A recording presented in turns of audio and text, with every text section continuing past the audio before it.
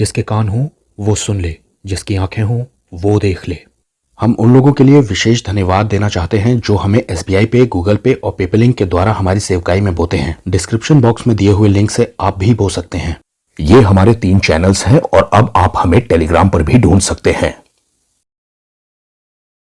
भजन 68:1 में लिखा है, परमेश्वर उठे और उसके शत्रु तितर बितर हों। ये दाऊद का भजन है और यहाँ इंग्लिश में लिखा है लेट गॉड अराइज। ये लेट गॉड अराइज है क्या? ये है परमेश्वर को आवाहन देना, एक तरह से न्योता देना, बुलाना। आगे लिखा है और उसके बैरी उसके सामने से भाग जाएं। एक जंग है, इसमें परमेश्वर को बुलाया जा रहा है लड़ने के लिए। और ऐसा ही यहोशापात ने भी किया था जब वो जंग में फंस गया था। यहाँ तक कि लिखा है यहोशापात डर जाता है और परमेश्वर की खोज में लग जाता है। लेकिन आप उसकी प्रार्थना पूरी पढ़िए, वो परमेश्वर का आवाहन कर रहा है अपनी जंग में। शुरुआत से अंत तक आप बाइबल पढ़ेंगे तो आपको उसमें पैटर्न दिखाई देगा कि परमेश्वर को लोग बुला रहे हैं अपनी सिचुएशन में। प्रकाशित वाक्य 3:20 में लिखा है, देख मैं द्वार पर खड़ा खटखटाता हूँ, अगर कोई मेरा शब्द सुनकर द्वार खोलेगा, अगर कोई द्वार खोलेगा तो मैं भीतर आकर उसके साथ भोजन करूंगा और वो मेरे साथ। यहाँ तो यीशु मसीह इनविटेशन मांग रहे हैं, मतलब परमेश्वर को अंदर आने देना। ये तो डबल इनविटेशन हो गया। मतलब जरूरत, परेशानी, मुश्किलें ये हमारी है और उसमें परमेश्वर कह रहा है कि मुझे अंदर आने दो, तुम्हारा भला हो जाएगा मुझसे मिलके। अगर किसी के घर में शादी है और वो अपने घर में किसी बहुत इंपॉर्टेंट आदमी को, बड़े आदमी को बुला रहा है, इन्वाइट करता है, तो वो बार बार उससे कहता है कि आप जरूर आइएगा, पूरे परिवार के साथ आइएगा। अगर कोई हादसा पेश आए तो हम सबसे पहला फोन उसे लगाते हैं जिसे हमें मालूम है कि वो कुछ कर सकता है इस परिस्थिति में। ये भी दरअसल एक तरह का इनविटेशन ही है कि जिसे हमने फोन लगाया है वो आए और कुछ कर दे। बात इनविटेशन पर हो रही है, बुलाने पर हो रही है, न्योता भेजने पर हो रही है। कम से कम परमेश्वर तो इतना वैल्यूएबल है कि हम उसे बुलाएं अपनी परिस्थिति में और बार बार बुलाएं। जब तक वो आ ना जाए तब तक बुलाएं।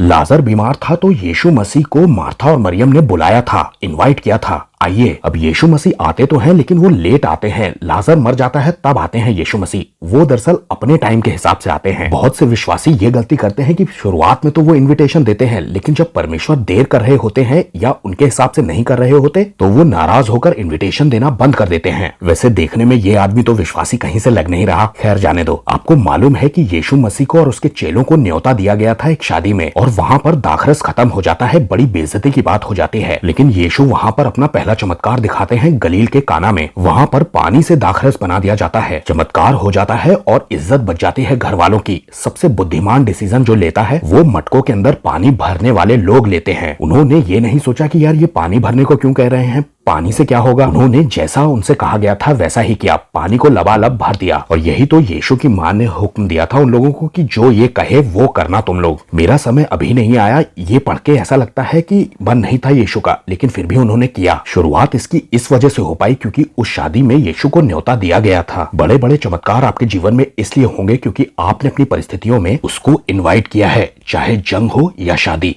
उसको इन्वाइट करना रुकना नहीं चाहिए दोस्तों। सबको जय मसीह की।